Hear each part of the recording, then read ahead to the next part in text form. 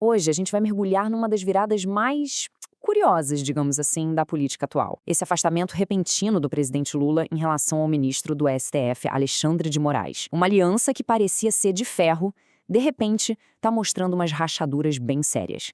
E olha, se análises diretas como essa te interessam, já sabe, né? Inscreva-se no nosso canal para não perder nada do que vem por aí. Bom, vamos direto ao ponto. Essa fala do presidente Lula, numa entrevista recente, nossa, isso soou como um trovão lá em Brasília. O tom crítico, sabe? Primeiro ele chama o Moraes de companheiro Alexandre e logo em seguida questiona como ele ficou rico. É um contraste, assim, gritante com o passado recente, quando mesmo Lula chamava o ministro de salvador da democracia. E aí fica a grande pergunta no ar, né? O que é que aconteceu nos bastidores para causar uma mudança tão pública e tão de repente? É exatamente isso que a gente vai tentar entender agora, com base nas análises e informações que estão circulando. As análises apontam para uma combinação de 3 fatores principais. Primeiro, o peso da opinião pública, que está cada vez maior. Segundo, claro, os cálculos para a eleição de 2026. E terceiro, um ponto bem explosivo, um possível alerta que teria vindo de dentro da Polícia Federal. Vamos ver cada um deles em detalhe. Começando então pela primeira razão, a política pura e simples. A verdade é que a associação com o Supremo Tribunal Federal acabou virando um peso para o governo. O ponto central aqui é que a imagem pública do STF anda bem desgastada. E para um governo que, obviamente, precisa de apoio popular, ficar colado numa instituição com a imagem arranhada é como tentar nadar com uma âncora amarrada no pé. Então, se afastar, nesse cenário, é quase uma estratégia de sobrevivência política. E os números aqui mostram bem o tamanho do problema. Pesquisas recentes apontam que 59%, ou seja, a maioria das pessoas, enxerga a Suprema Corte como aliada do governo. E o que é pior para essa aliança? 66% dizem que querem eleger senadores que apoiam o impeachment de ministros. Com números assim, essa proximidade se torna politicamente insustentável. Agora vamos para a segunda razão, que já nos joga direto lá no tabuleiro de 2026. Porque, né, a essa altura do campeonato, toda jogada em Brasília já está de olho no futuro. O interessante aqui é a dinâmica do jogo político. A análise sugere que nem o Lula, nem o principal adversário dele queriam colocar o nome do Moraes no centro do debate eleitoral, provavelmente por medo das consequências. Só que aí, um outro candidato, o Ronaldo Caiado, começou a atacar o ministro abertamente e isso meio que forçou todo mundo a falar sobre o assunto.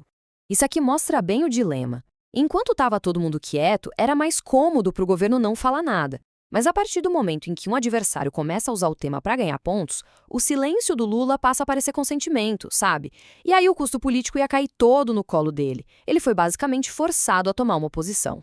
Agora a gente chega na terceira e talvez mais explosiva das razões. É algo que, segundo a fonte da análise, ainda está no campo da especulação, mas é baseado em fortes movimentações de bastidores. A ideia de que pode ter rolado um alerta de gente que tem informações bem privilegiadas. A teoria é a seguinte: uma fonte de dentro da Polícia Federal, alguém com acesso às investigações que estão rolando, teria dado um toque para o presidente. E o recado teria sido bem claro: olha, a situação do Moraes é insustentável e vem coisa mais pesada por aí. Em bom português, um aviso para pular fora do barco antes que ele afunde. E o que chama a atenção é a força desse suposto alerta. A avaliação que teria chegado lá no Planalto é de que o estrago na imagem do ministro seria tão grande que, e a frase é essa, não há salvação para a biografia dele. E que qualquer um que insistisse em defendê-lo acabaria se queimando junto. Pesado, né? E o que coloca mais lenha nessa fogueira da teoria do alerta interno é que esse movimento do Lula não parece ser um caso isolado. Outras figuras importantes e até veículos da imprensa que antes defendiam Moraes com unhas e dentes também começaram a se afastar. Os sinais estão por toda parte. O ministro Gilmar Mendes, por exemplo, entrou num silêncio sepulcral. A imprensa, que antes só elogiava, agora está cobrando explicações. E o próprio presidente, como a gente viu, foi de parceiro a crítico. É muita coincidência junta ou é um movimento pensado?